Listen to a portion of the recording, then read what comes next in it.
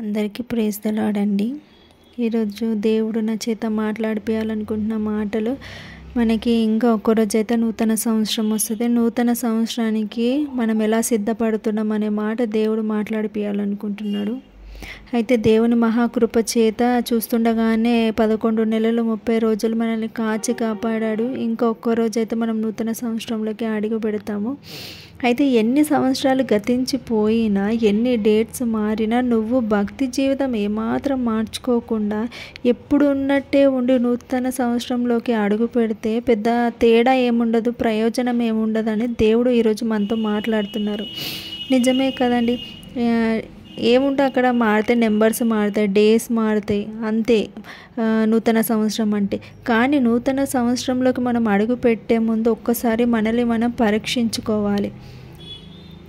ఎందుకు అనంటే మనము పాత జీవితంతోనే నూతన సంవత్సరంలోకి అడుగు పెడితే పెద్ద ప్రయోజనమే ఏమీ ఉండదు. పాత జీవితం 2024 సంవత్సరంలో నువ్వు ఎట్లయితే గడిపావో 2025 సంవత్సరం కూడా సేమ్ అలాగే ఉంటుంది. మనం ఏ దానికైనా సిద్ధపడాలి, అంతే కదండి.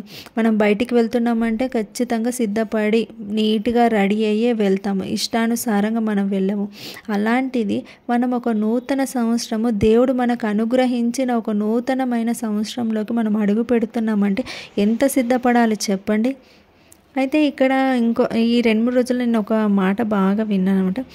అయితే ఆకాశం కింద ఏది మారదు, భూమి పైన కూడా ఏది మారదు. నూతన సంవత్సరం వచ్చింది అని అంటే అక్కడ కూడా అన్నీ సేమ్ ఉంటాయి. కానీ మనం అనే మనము మన జీవితాన్ని మార్చుకొని, మన గతాన్ని మార్చుకొని, మన పాపపు బతుకులను మార్చుకొని నూతన సంవత్సరంలోకి అడుగు పెట్టాలి. 2024 సంవత్సరంలో నువ్వు అనే మనిషివి ఏ బలహీనతల చేత, ఏ బుద్ధి చేత, నీ ప్రవర్తన చేత నువ్వు ఏదైతే పొందుకోలేకపోయావో ఈ 2025 సంవత్సరంలో అలా ఉండడానికి వీల్లేదని దేవుడు చెప్తున్నాడు. నువ్వు ఖచ్చితంగా 2025 సంవత్సరంలో దేవుని ఆశీర్వాదం పొందుకోవాలంటే నువ్వు నీ బలహీనతలను విడిచిపెట్టి, నీ బుద్ధిని, నీ ప్రవర్తనని మార్చుకొని నూతన సంవత్సరంలోకి అడుగు పెట్టాలి. లేదంటే ఎన్ని సంవత్సరాలు ఇట్లా గడిచినా అది వ్యర్థమే. ఎందుకంటే పెద్ద తేడా ఏమీ ఉండదు. ప్రతి సంవత్సరం ఎలాగుందో నూతన సంవత్సరంలో నువ్వు అడుగు పెట్టినా కూడా అలాగే ఉంటుంది. అయితే ఒక మంచి మాట ఉంటుంది కదండి, ఇక్కడ దేవుడు మనకి ముందుగానే ఆజ్ఞాపిస్తున్నాడు అనమాట. ఏంటి అని అంటే నువ్వు నూతన సంవత్సరంలోకి అడుగు పెడుతున్నావు, కానీ నువ్వు ఎలా సిద్ధపడి అడుగు పెడుతున్నావు. దేవుడు సమస్త ఆశీర్వాదాలతో సిద్ధంగా ఉంటాడండి. కానీ అవి మనం పొందుకోవాలి అని అంటే నువ్వు పాత జీవితం ఉన్నట్టుగానే ఉంటే నీ ఆశీర్వాదాలు మనకి దక్కవు. మనం ఆశీర్వాదాలు దేవుడిచ్చేటివి పొందుకోవాలి అని అంటే కనుక మన జీవితాన్ని మార్చుకోవాలి, మన బలహీనతలను విడిచిపెట్టాలి. మన భక్తి జీవితం ఎలా అయితే దిగజారిపోయి ఉందో దాన్ని అలా ఉంచకుండా మన భక్తి జీవితాన్ని పెంచుకోవాలి, మన ఆత్మీయ జీవితాన్ని పెంచుకోవాలి, మన ప్రవర్తనను మార్చుకోవాలి, మన బుద్ధిని మార్చుకొని నూతన సంవత్సరంలోకి అడుగు పెట్టాలి. అయితే ఇక్కడ ఒకటి ఉంటుంది, నోవాహుని దేవుడు ముందుగానే ఆజ్ఞాపిస్తాడు. ఏంటి, ఇట్లా వర్షం వస్తుంది, దాని గురించి నువ్వు ఒక ఓడని సిద్ధపరచుకో, అది అని చెప్పి. అయితే నోవాహు దేవుని ఆజ్ఞ ప్రకారము ముందుగానే ఓడని నిర్మించుకొని ఉంటాడు. అంతేకాని వర్షం వచ్చినప్పుడు చూద్దాంలే, దేవుడు చెప్తాను నిజంగా వర్షం వస్తుందో రాదో, వర్షం వచ్చినప్పుడు నా ఓడని నేను సిద్ధపరచుకుంటాలని అనుకోలేదు. ఒకవేళ అలా అనుకొని ఉంటే కనుక వర్షం వచ్చినప్పుడు మునిగిపోతాం. కానీ తను దేవుడు ఆజ్ఞని అనుసరించి తను ముందుగానే తన ఓడని సిద్ధపరచుకున్నాడు. నోవాహు దేవుడు ఇచ్చిన ఆజ్ఞ తను వినడమే కాక తనకు తెలిసిన వాళ్ళందరికీ కూడా తను చెప్పాడనమాట, ఇలా మీరు సిద్ధపరచుకోండి అని చెప్పి. కానీ నోవాహు మాట ఎవరూ వినలేదు.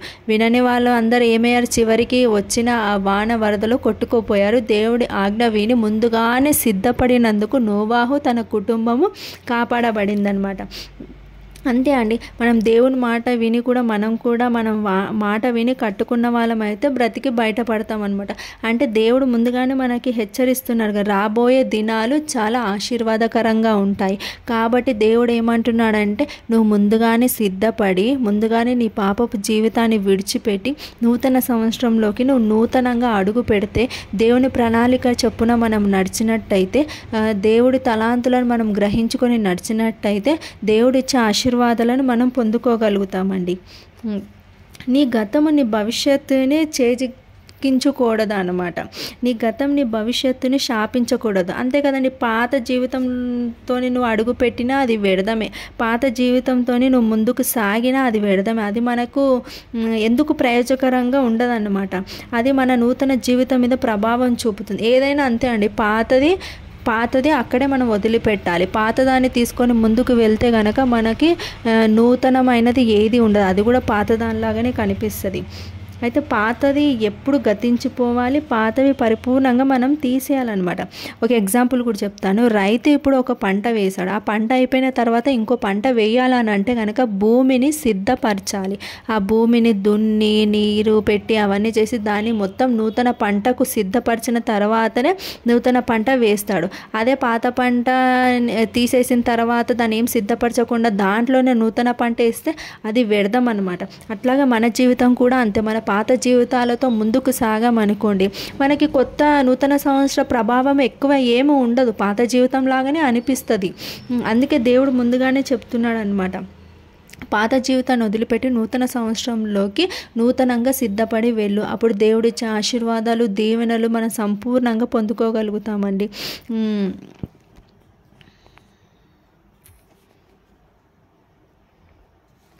అయితే అందుకే ఏ దినాలు ఏ సంవత్సరం తేడా లేకుండా బ్రతుకుతామండి మన పాత జీవితాలతో గనక మన నూతన సంవత్సరంలోకి అడుగు పెట్టినట్టయితే.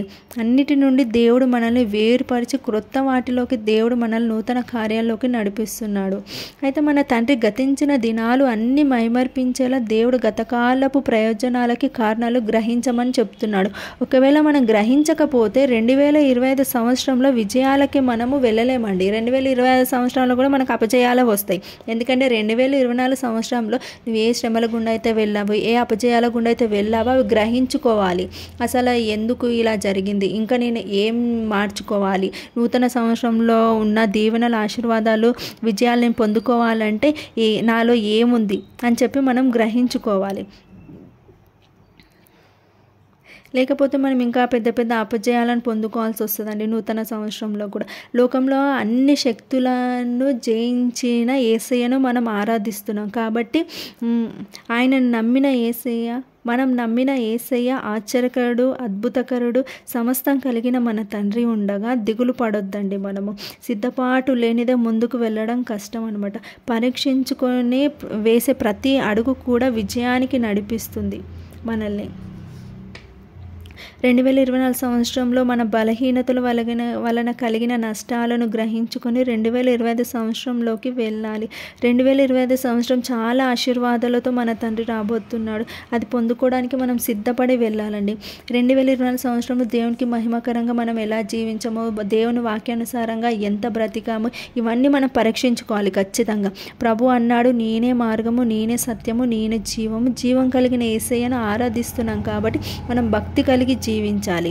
నీతిమంతులుగా మనం 2025 సంవత్సరంలో అడుగు పెట్టాలండి. 2025 సంవత్సరం విలువ కలిగి ఉండాలన్నా, ఆశీర్వాదాలు పొందుకోవాలన్నా, మొదటి స్థానంలో మనం ఉండాలన్నా, మహిమకరంగా ఉండాలన్నా నిన్ను పరీక్షించుకొని మాత్రమే నూతన సంవత్సరంలోకి అడుగు పెట్టాలి. నువ్వు సిద్ధపడి మాత్రమే అడుగు పెట్టాలి. అప్పుడైతేనే మనం దేవుడిచ్చిన ఆశీర్వాదాలను పొందుకోగలము, ఆయన మహిమను పొందుకోగలము, ఆయన అనుగ్రహించే దీవెనలు మనం పొందుకోగని బహుబలంగా నూతన సంవత్సరంలో మనం వాడబడగలుగుతామండి.